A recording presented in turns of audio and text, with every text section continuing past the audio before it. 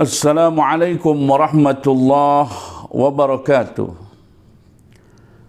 Bismillah, alhamdulillah, wassalatu wassalamu ala rasulillah Sayyidina wa maulana Muhammad ibn Abdillah wa ala alihi wa ashabihi wa man tabi'ahum bi ihsanin ila yaumil qiyamah.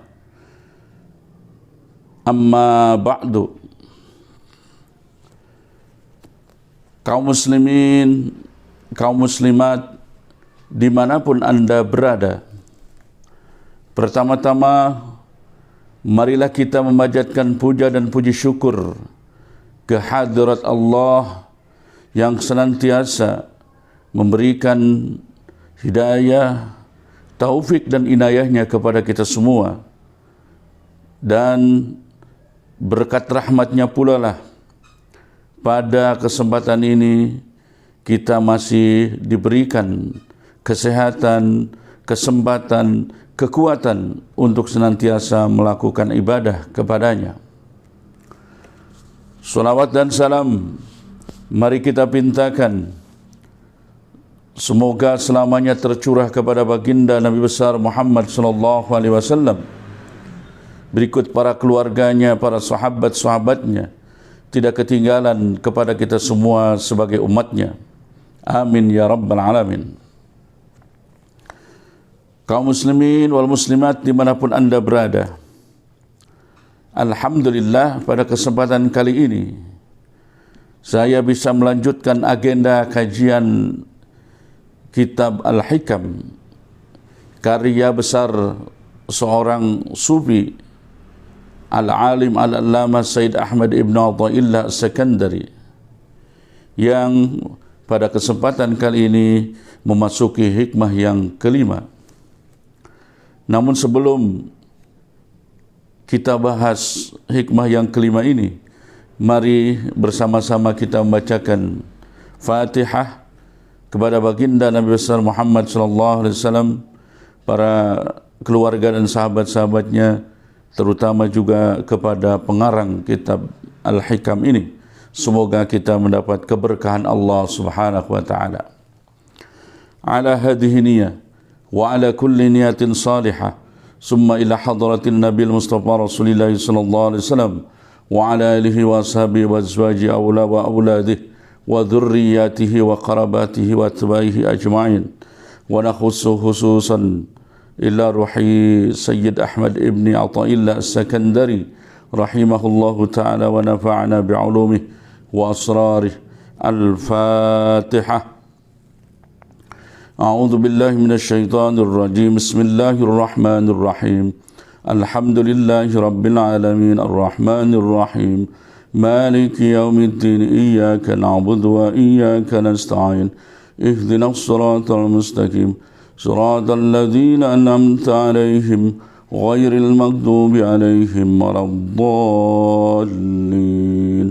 Rabbighfir lana, amin.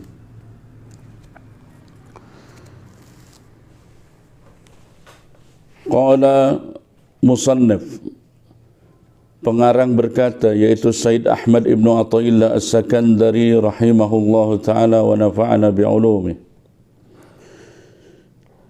fi hikmatil khamisah minal hikamil ataiyah.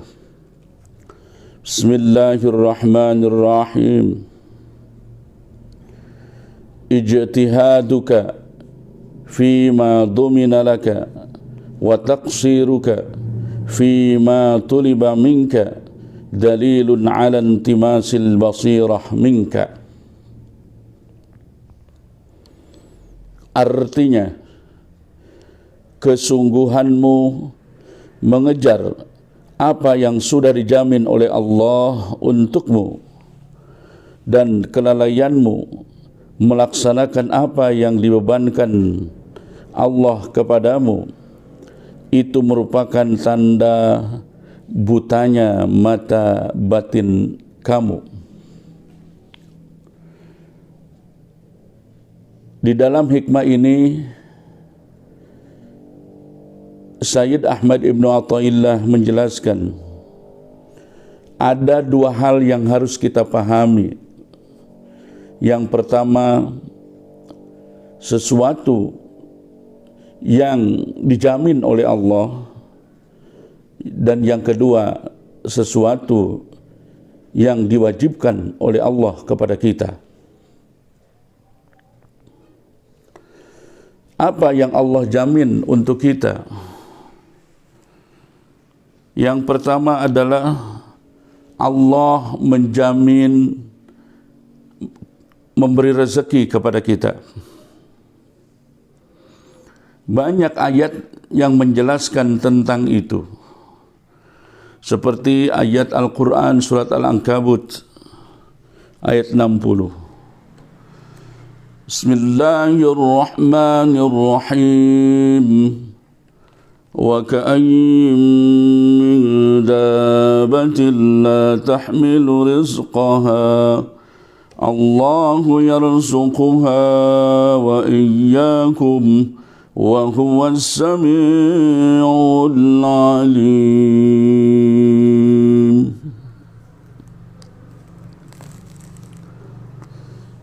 Yang artinya,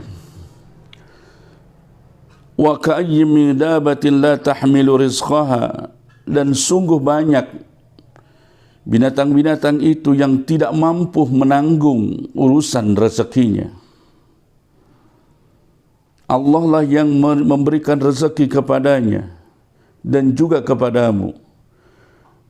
Dan sesungguhnya Allah adalah zat yang maha mendengar dan maha mengetahui.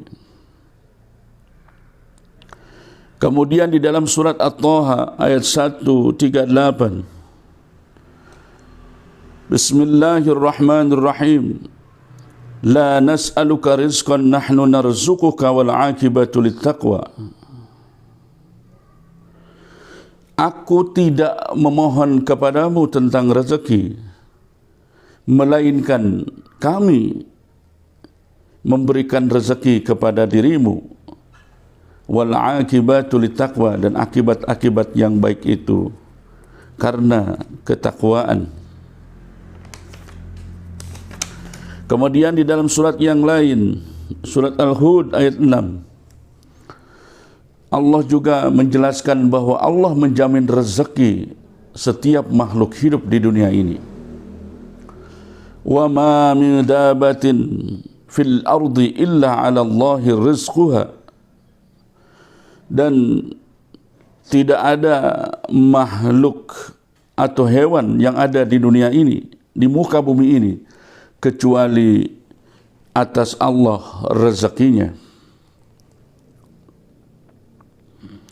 Di dalam surat Ar-Rum juga Allah menjelaskan, Allahul ladzi khalaqakum summa razaqakum summa yumitukum summa yuhyikum.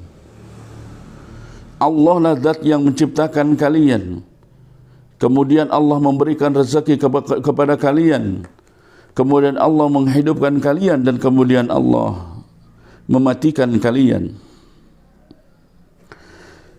Dari ayat-ayat yang dijelaskan tadi, jelaslah bahwa urusan rezeki adalah urusan yang sudah dijamin oleh Allah. Jadi yang pertama adalah bahwa Allah menjamin rezeki setiap makhluk hidup. Lalu kenapa ketika kita dijamin oleh Allah lantas kita harus berusaha? Itu karena kita memiliki kewajiban dan memiliki keinginan. Yang dimaksud dengan kewajiban itu apa? Artinya ketika kita kemudian berumah tangga, memiliki istri, memiliki anak-anak, maka kita wajib memberikan nafkah kepada mereka. Nah, ketika kita terikat dengan kewajiban itu, maka kita harus mencari rezeki itu. Artinya di samping Allah menjamin rezeki yang ada, juga kita berikhtiar untuk memenuhi kebutuhan orang-orang yang menjadi tanggung jawab kita, yaitu istri dan anak-anak kita. Artinya, kalau kita tidak memiliki tanggung jawab, maka orang boleh saja tidak melakukan usaha. Dan meskipun ada orang tidak melakukan usaha, maka Allah tetap menjamin rezekinya. Misalnya, ada orang yang nggak menikah, artinya dia hidup sendirian. Hidup sendirian, apalagi hidup misalnya di hutan. Maka meskipun dia tidak berusaha, berikhtiar, memiliki kasab, Allah menjamin rezekinya. Jadi ketika kita berusaha, misalnya mencari kasab, ya, memiliki pekerjaan sebagai seorang pedagang, menjadi seorang petani, menjadi seorang karyawan, menjadi seorang atasan, menjadi seorang pejabat, itu karena kita punya kewajiban, yaitu memberikan nafkah kepada istri dan anak-anak kita. Yang kedua juga karena kita memiliki keinginan. Kadang-kadang kita ingin punya rumah yang mewah, ingin punya kendaraan yang mewah, ya, ingin punya fasilitas hidup yang mewah. Sehingga karena keinginan itulah kemudian maka kita harus berikhtiar mencari rezeki yang bisa mencukupi keinginan itu. Tetapi soal rezeki, Allah betul-betul sudah menjaminnya untuk kita semua. Apakah rezekinya saja yang Allah jaminkan buat kita? Yang kedua, Allah pun menjamin cara bagaimana rezeki itu sampai kepada kita. Di dalam hadis Arba'in dijelaskan bahwa pada saat umur kita dalam 4 bulan dalam kandungan ibu kita, ya, Allah mengutus malaikat untuk mencatat 4 hal. Yang salah satunya adalah bikatbi rizkihi, mencatat rezeki kita nanti pada saat di dunia ini. Jadi pertama Allah menjamin rezeki, yang kedua Allah menjamin cara bagaimana rezeki itu sampai kepada tangan kita. Yang ketiga, menurut para ulama, Allah menjamin bahwa kita tidak akan pernah mati sebelum rezeki yang ditetapkan itu sampai kepada kita. Jadi kalau ada orang misalnya ditetapkan bahwa rezekinya selama hidup dia misalnya 1 miliar, maka selama 1 itu belum nyampe kepada dia semua, maka ajal dia tidak akan datang duluan.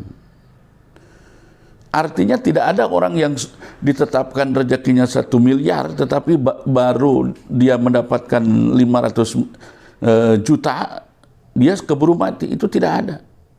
Jadi ketika dia ditetapkan rezekinya sekian, sebelum rezeki itu sudah sampai semua kepada dirinya, maka Allah menjamin bahwa dia tidak akan mati terlebih dahulu.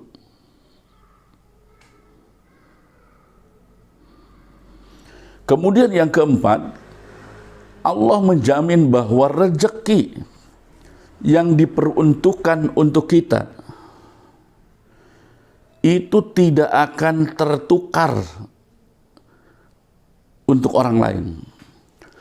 Jadi ketika dicatat bahwa rezeki ini adalah untuk kita, untuk milik kita, ya, milik kita di dalam catatan azali itu, maka itu tidak mungkin beralih kepada yang lain.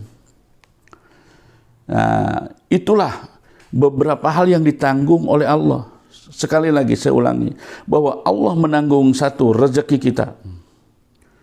Jumlah rezeki itu sudah ditetapkan oleh Allah sejak zaman azali. Yang kedua, Allah menjamin cara bagaimana rezeki itu sampai kepada kita. Yang ketiga, ketika rezeki itu belum sampai semua kepada diri kita, maka Allah tidak akan mematikan kita dulu. Yang keempat, bahwa rezeki yang sudah diperuntukkan untuk kita tidak akan beralih kepada yang lain. Ini perlu kita sadari, ya, kaum muslimin wal muslimat dimanapun Anda berada. Perlu kita sadari. Artinya pada saat kita berikhtiar, pada saat kita berusaha, pada saat kita kasab dengan model usaha apapun, ketika hal ini kita sadari, maka hasil dari kasab yang kita dapatkan insya Allah akan diterima dengan ikhlas. Kenapa? Karena kita yakin dan kita tahu betul bahwa Allah menjamin rezeki kita dan menentukan berapa besar rezeki yang berhak kita terima selama di dunia ini.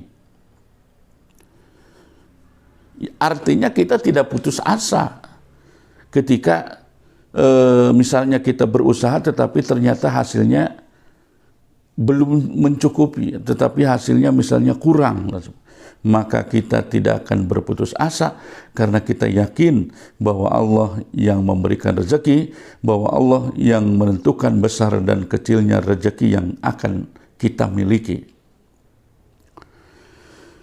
Kaum muslimin wal muslimat dimanapun Anda berada, kita harus yakin betul tentang ini.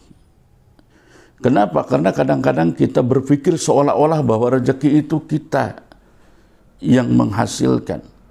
Bahwa seolah-olah kalau kita tidak berusaha, kita tidak akan punya rezeki. Itu salah. Kalau begitu berarti kita bisa menekankan bahwa kita memiliki kekuatan untuk mendapatkan rezeki. Kalau punya tekad seperti itu, i'tikad seperti itu, malah kita bisa dihukumi menduakan Allah, bisa berbuat syirik dengan demikian. Nah, kemudian kadang-kadang kita berpikir bahwa rezeki itu datang sesuai dengan ikhtiar kita. Artinya kalau kita tidak ikhtiar, maka kita pasti tidak akan dapat rezeki. Itu pun salah. Karena kita pernah membahas di dalam hikmah yang sebelumnya bahwa ikhtiar apapun, sekuat apapun, sekeras apapun usaha kita, pada akhirnya yang menentukan hasil akhir itu adalah takdirnya Allah. Makanya kadang-kadang ketika kita diajak ke majelis taklim, ke majelis sholawatan, ke majelis pengajian, lantas kita berpikir, aduh, kalau saya datang ke pengajian, nanti toko tutup dong. Kalau toko kita tutup, nanti langganan pergi ke sama orang lain. Nah, kalau kita sudah mulai berpikir seperti itu sama dengan kita berpikir bahwa seolah-olah rezeki itu karena usaha kita, bukan karena ketentuan Allah Subhanahu wa ta'ala. Yakinlah kaum muslimin wal muslimat dimanapun Anda berada, kalau kita misalnya ditentukan per harinya dapat 1 juta, maka yakinlah bahwa tidak akan mungkin berkurang dan tidak akan mungkin lebih dari 1 juta yang dapat kita peroleh. Baik toko kita ditutup maupun toko kita buka, kalau per hari itu Allah sudah menentukan rezekinya 1 juta, maka meskipun toko itu dibuka, pasti rezekinya hanya 1 juta. Oleh karena itu, jangan sungkan-sungkan kaum muslimin wal muslimat. Pada saat kita sedang berusaha, kemudian ada panggilan Allah menghadiri majlis ta'lim, menghadiri majlis sholawat, menghadiri majlis zikir. Bismillahirrahmanirrahim. Kita menyisakan waktu, kita membagikan waktu, ya, kita meluangkan waktu untuk mengadakan ibadah kepada Allah, menghadiri majlis pengajian, menghadiri majlis sholawatan, menghadiri majlis zikir. Urusan rezeki, yakinkan bahwa Allah sudah menjaminnya. Banyak sebetulnya kelemahan, ya, yang kita miliki. Seperti contoh banyak orang yang disuruh segera daftar haji. Pak, Ibu, segera daftar haji, karena sekarang daftar haji itu antrinya panjang, 17 tahun, 20 tahun. Rata-rata gimana menjawabnya? Nanti dulu, anak saya sedang kuliah, atau anak saya mau wisuda, atau anak saya mau menikah dulu, ya, atau misalnya sayanya mau meneruskan kuliah dulu ke S2, ke S3. Artinya mereka berpikir bahwa ketika uang itu digunakan untuk daftar haji, seolah-olah pada saat mereka akan kuliah, pada saat mereka akan mengawinkan anaknya, pada saat mereka akan membangun rumah, rezeki itu sudah tidak ada lagi. Na'udzubillahi min dzalik. Itu sama dengan berpikir bahwa seolah-olah kita yang mendapatkan rezeki itu, kita yang membuat rezeki itu, kita yang menyebabkan rezeki itu ada. Padahal yang memberikan rezeki adalah Allah Subhanahu wa ta'ala. Justru harus berpikir yang sebaliknya. Pada saat misalnya kita memiliki dana kurang lebih 30 juta cukup untuk daftar haji satu orang, atau 50 juta cukup untuk daftar haji dua orang suami istri. Lantas kemudian kita punya rencana membangun rumah, atau punya rencana mengawinkan anak, punya rencana untuk meneruskan kuliah. Pada saat uang 50 juta itu dipakai daftar haji, apakah pada saat kemudian kita setelah itu punya keinginan bikin rumah tidak ada rezekinya lagi? Nah, ini berpikir seperti itu yang tidak tepat. Kenapa? Karena seolah-olah kita tidak percaya sama Allah. Ini ada sebuah problem keyakinan yang melanda di kita, ya. Jadi seolah-olah kalau uang itu dipakai daftar haji 50 juta, lantas dari mana nanti kita mengawinkan anak, lantas dari mana kita bikin rumah, lantas dari mana kita menyekolahkan anak. Ya, padahal untuk orang-orang yang punya keimanan, untuk orang-orang yang punya keyakinan, salah besar kalau kita bertanya seperti itu. Allah tidak akan membiarkan orang-orang atau makhluk-makhluknya yang bersungguh-sungguh mengutamakan kewajibannya kepada Allah Subhanahu wa ta'ala. Coba saja. Ya, kenapa yang kita bikin ragu itu? Karena yang bikin ragu adalah setan. Setanlah yang selama ini menggoda kita, menghilangkan keyakinan kepada Allah, seolah-olah bahwa uang jika dipakai ibadah, nanti kebutuhan kita tidak akan bisa terpenuhi. Pemikiran seperti itu adalah pemikiran akibat tergoda godaan syaitan. Na'udzubillahi min dzalik. Kaum muslimin wal muslimat dimanapun Anda berada, itu yang Allah jamin untuk makhluknya kepada siapapun, tanpa memandang status, tanpa memandang agama, tanpa memandang keberadaannya. Semua makhluk yang hidup di alam dunia, semua makhluk yang hidup di dunia ini, semuanya dijamin rezekinya oleh Allah Subhanahu wa ta'ala. Dijamin.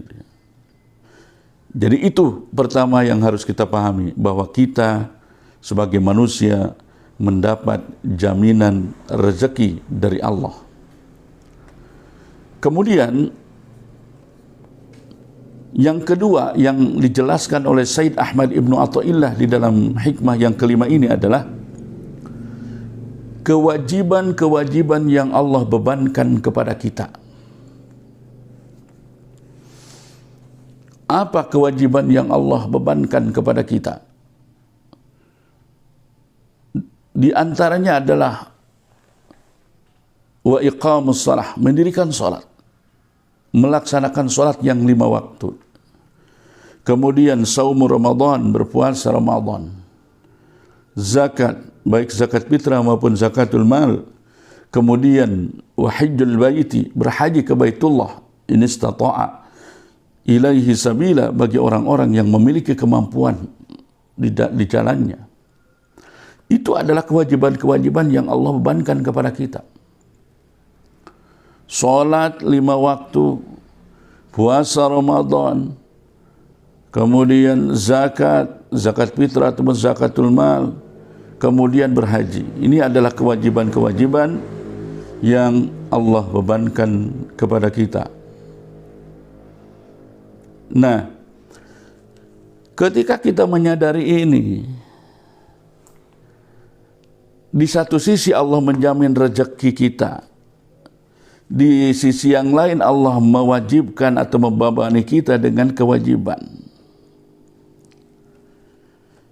Sekali lagi saya jelaskan, di satu sisi Allah menjamin rezeki, besar kecilnya rezeki sudah dijamin Allah. Kemudian Allah pun sudah menjamin bagaimana rezeki itu datang kepada kita. Dan Allah pun menjamin bahwa sebelum rezeki itu habis, sesuai dengan jumlah yang telah ditetapkan, kita tidak akan mati duluan. Dan rezeki itu tidak akan tertukar dengan yang lain. Ini adalah jaminan Allah. Sementara Allah memerintahkan kita untuk melakukan ibadah. Ya, ibadah yang wajib. Seperti sholat 5 waktu tadi, kemudian zakat fitrah, saum Ramadan, hajjul baiti man istata'a ilaihi sabila, ataupun ibadah-ibadah yang sunnah, bersedekah, berinfak, ya, berucap yang baik, ya, menggunakan kalimah-kalimah thayyibah, bergaul dengan akhlak yang baik, memiliki akhlakul karimah. Itu adalah hal-hal yang disunnahkan oleh Allah. Nah, ketika kemudian pada saat di dunia ini,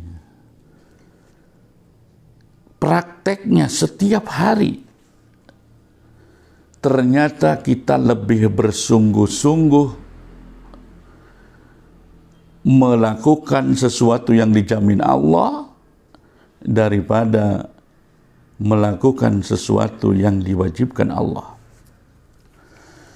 Kita lebih bersungguh-sungguh mencari rezeki, mencari uang, mencari harta. Padahal rezeki, uang, harta itu adalah sesuatu yang sudah dijamin oleh Allah. Sementara kewajiban-kewajiban yang Allah bebankan kepada kita malah dilalaikan. Kita lalai mengerjakan sholat dengan alasan jauh dari masjid, dengan alasan pakaian kotor, dengan alasan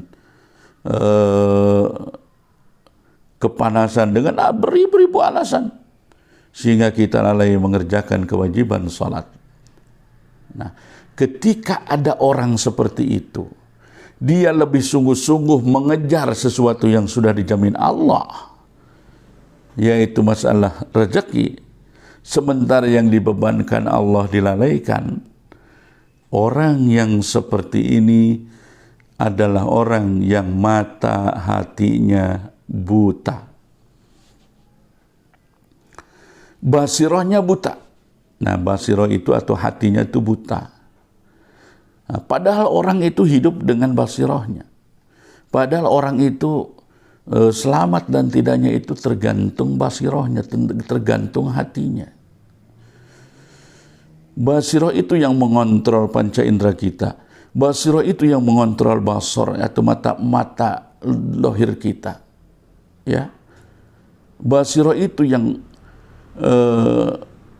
mengendalikan semua panca indera kita. Baik dan buruknya panca indera kita tergantung dengan basirahnya.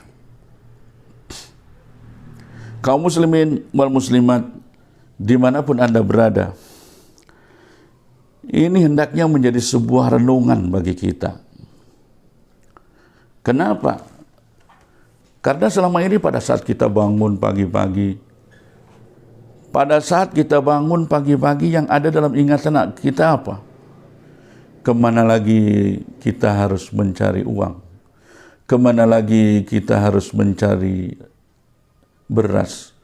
Kemana lagi kita harus mencari penghasilan? Pernahkah Anda berpikir seperti apa lagi ini? Biar usaha, biar sholatnya lebih khusyuk. Bagaimana caranya supaya sholatnya lebih mantap? Bagaimana caranya supaya ibadah-ibadah kita tambah baik kepada Allah? Pada saat kita bangun pagi, pada saat kita akan melangkahkan kaki, yang terpikir oleh kita bagaimana mencari rezeki, bagaimana menambah usaha, bagaimana usaha-usaha yang kita miliki itu tambah besar, tambah berkembang, dan tambah maju.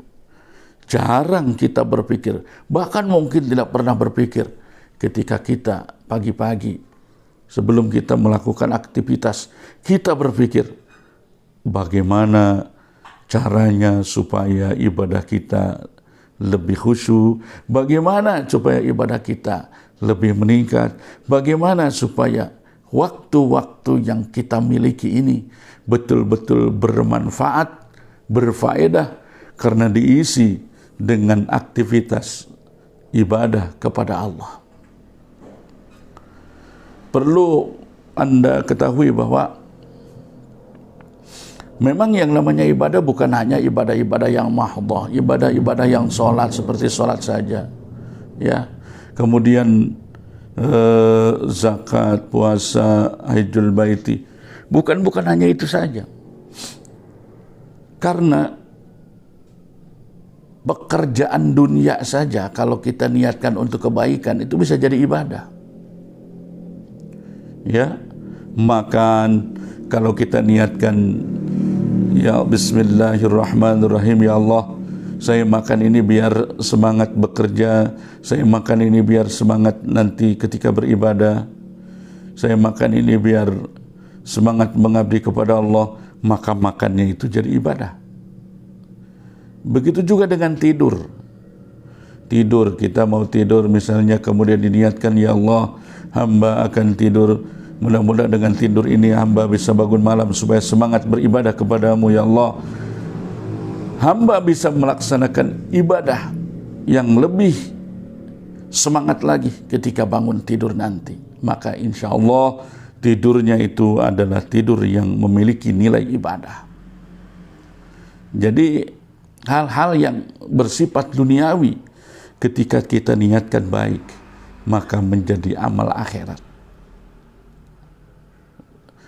Nah, begitu juga sebaliknya, ketika kita melaksanakan amal-amal akhirat, kalau niatnya tidak baik, maka bisa saja amal akhirat itu menjadi sara min a'malid dunya. Jadi amal dunia yang tidak memiliki pahala sama sekali. Kaum muslimin wal muslimat dimanapun Anda berada. Jadi kembali kepada inti yang dijelaskan oleh Sayyid Ahmad Ibn Athaillah, bahwa kalau kita lebih bersungguh-sungguh mengurusi sesuatu yang sudah dijamin Allah, yaitu rezeki, dan melalaikan apa yang menjadi kewajiban kita terhadap Allah, bahwa itu bukti bahwa mata hati kita buta. Dan seseorang yang mata hatinya buta sulit untuk bisa diharapkan menjadi orang yang baik, menjadi orang yang saleh. Kaum muslimin wal muslimat dimanapun Anda berada, mari kita camkan ya apa yang dijelaskan oleh Sayyid Ahmad Ibn Athaillah, karena memang kenyataannya diri kita seperti itu. Karena memang yang ada dalam pikiran kita pagi, siang, sore, malam, yang ada adalah bagaimana kita mengumpulkan uang sebanyak-banyaknya. Bagaimana kita mengumpulkan materi sebanyak-banyaknya. Bagaimana kita mengumpulkan harta sebanyak-banyaknya. Kenapa kita bisa seperti itu? Ya karena hati kita buta. Karena mata hati kita buta. Kalau mata hati kita tidak buta, maka bukan hanya materi saja yang kita kumpulkan, tetapi bagaimana juga kita sebaik-baiknya mengerjakan apa yang menjadi kewajiban kita kepada Allah. Kalaupun kita berpikir tentang rezeki, maka rezeki itu adalah rezeki yang akan digunakan untuk beribadah kepada Allah. Ingat bahwa kehidupan ini Allah yang menentukan, bukan kita yang menentukan. Jangan pernah berpikir bahwa Allah yang harus mengikuti keinginan kita. Tidak bisa. Justru kita yang harus mengikuti keinginan Allah. Kadang-kadang kita protes sama Allah, kadang-kadang kita berdoa kepada Allah, kadang-kadang kita memohon kepada Allah. Lantas kemudian ketika kita permohonannya tidak dikabulkan, doanya tidak dikabulkan, lantas kita berpikir, loh kalau begitu Allah nggak kasihan kepada kita, kalau begitu Allah nggak sayang kepada kita. Nah, itu salah kita kalau berpikir begitu. Karena apa yang baik menurut kita belum tentu baik menurut Allah. Apa yang jelek menurut kita belum tentu jelek menurut Allah. Bisa saja apa yang menurut kita baik, menurut Allah jelek. Dan menurut kita jelek, menurut Allah baik. Dan Allah akan mengabulkan doa-doa kita sesuai dengan apa yang diinginkan Allah. Dan pada waktu yang Allah tentukan, bukan pada waktu yang kita inginkan. Ya, kadang-kadang kita berdoa ya, misalnya, ya Allah, pokoknya besok harus punya uang, besok harus dapat uang, besok harus dapat rezeki. Ya kalau Allah tidak menentukan besok rezekinya turun, maka Allah tidak akan menurunkan uang besok. Allah tidak akan memberikan rezeki besok. Makanya yang terbaik adalah pada saat kita beribadah kepada Allah, anggaplah bahwa kita mendapat anugerah Allah. Pada saat kita berdoa kepada Allah, anggaplah bahwa kita mendapat anugerah dari Allah. Dan ketika kita berdoa kepada Allah, serahkan semuanya kepada Allah, hasil akhirnya kepada Allah, lalu kita bertawakal, berserah diri kepada Allah setelah kita berusaha. Kaum muslimin wal muslimat, dimanapun Anda berada, kesimpulannya adalah bahwa mari kita mengingat kembali apa yang dijamin Allah dan apa yang menjadi kewajiban kita kepada Allah. Jangan sampai kita terlalu banyak memikirkan yang sudah menjadi jaminan Allah, sementara yang diwajibkan Allah buat kita dilalaikan. Semoga kita lebih dewasa, lebih mengerti tentang hal ini, dan bisa merubah apa yang selama ini dianggap tidak pas dan tidak benar. Mudah-mudahan ada manfaatnya. Sekian dan mohon maaf barangkali ada kekurangannya. Kekurangan berasal dari saya dan kebenaran hanya milik Allah. Sekian, wallahul muwaffiq ila aqwamit thoriq. Assalamualaikum warahmatullahi wabarakatuh.